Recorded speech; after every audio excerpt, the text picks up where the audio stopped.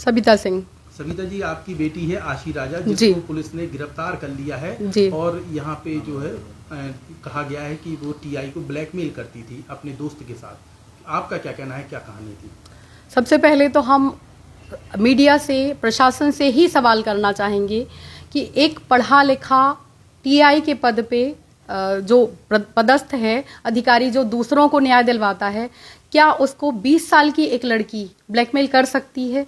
अगर ब्लैकमेल का मामला था तो क्या टीआई जो दूसरों के लिए काम कर रहे हैं, इतने बड़े पद पे हैं, पूरे जिले में उनका नाम था, क्या उनके लिए अगर कोई ब्लैकमेल कर रहा था, और उसमें भी एक लड़की, 20 साल की लड़की जिसके पास कोई पावर नहीं है, कोई सत्ता नहीं है, कोई बैकग्राउंड नहीं है, क्या वो लड़की उनको ब्लैकमेल कर सकती है? या इसका उल्टा हो सकता है कि लड़की से ऐसा कोई काम करवाने के लिए उसको प्रेशराइज किया जा रहा हो, या कुछ जबरदस्ती की जा रही हो कि तुम ये करो, नहीं तो तुम्हारे ऊपर केस कर दिया जाएगा, तो उसने उसका विरोध किया हो। क्या करती थी बेटी आपकी टीआई के साथ? बेटी टीआई के साथ में टीआई ने हमें ये बताया था कि बेटी उसको कुछ अंडर क्रॉप या कुछ पुलिस के वर्क होते हैं जिनके लिए उनको बिना वर्दी वाले लोगों की आवश्यकता होती है जो शार्प माइंडेड हों, और इस चीज़ के लिए हमारी कई बार बहस हुई है। बेटी हमारी बात नहीं मान रही थी पिछले 6-8 महीने से, और बार बार हम मना करते थे, उस पर हमारा झगड़ा भी हुआ कई बार,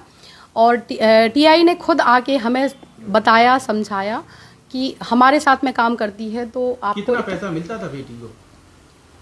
ऐसी कोई सैलरी नहीं थी, लेकिन कभी 25-30 हज़ार, कभी 50 हज़ार रुपये देते थे टीआई। हाँ, और गिफ्ट भी दिए हैं, ऐसी भी चर्चा है? हाँ, गिफ्ट बर्थडे पे गिफ्ट दिया था, सोने का नेकलेस जो 15 से 18 ग्राम का रहा होगा, जो पुलिस को दे चुके हैं हम, और एक दीपावली के आसपास इयररिंग्स गिफ्ट किए थे, जिसके लिए मतलब हमने मना किया था, और मीडिया में बार बार कह रहे कि डायमंड, पर डायमंड का नहीं, गोल्ड का था, और उसके लिए हमने बहुत बार मना किया था कि इस तरह के गिफ्ट आप नहीं दो।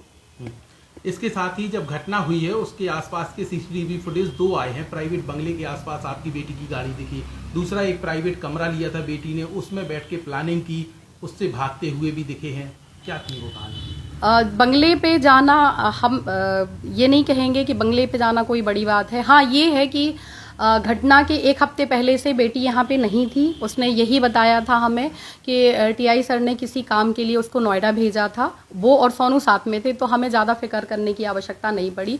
और घटना के करीब 1 से 1.5 घंटे पहले हमारी फ़ोन से बात हुई है, और हमने उससे फ़ोन पे, हमारी रिकॉर्डिंग भी आप चेक कर सकते हो, पुलिस ने चेक किया हुआ है, हमने उससे पूछा है कि तुम कब आ रही हो, तो उसने नहीं बताया कि हम आ चुके हैं, उसने यही बोला कि आ जाएंगे। और हमें ये मीडिया के द्वारा ही पता चला, पुलिस के द्वारा ही पता चला कि वो यहीं पे थी। तो टीआई के घर में जब उनको, अभी जो ये मुस्लिम्स वाला हुआ था, जब टीआई को हाथ में लगा था, तो हम खुद उनके बंगले पे उनको देखने के लिए गए थे।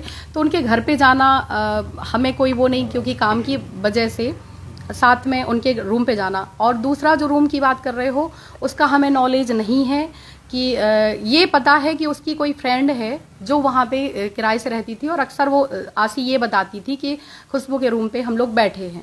अब आपकी बेटी ब्लैकमेलिंग के केस में फंस चुकी है, आप कह रही हैं वो गलत फंसी है, कैसे न्याय मिलेगा फिर? इसके लिए हम सबसे पहले मीडिया से अपील कर रहे हैं कि जो मीडिया में इतना गलत बताया जा रहा है, बोला जा रहा है, प्रशासन से अपील करते हैं कि प्रशासन भी सही तथ्यों को सामने लाए।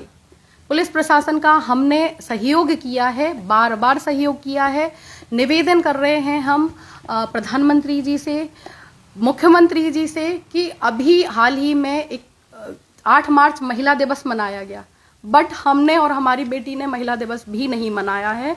बेटी पे बार बार गलत आरोप लगाए जा रहे हैं, बहुत कुछ छुपाने के लिए, प्रशासन अपनी गलती के छुपाने के लिए, और कुछ काले कारनामे जो टीआई और प्रशासन के हो सकते हैं, उनको छुपाने के लिए एक 20 साल की लड़की को हाईलाइट किया जा रहा है।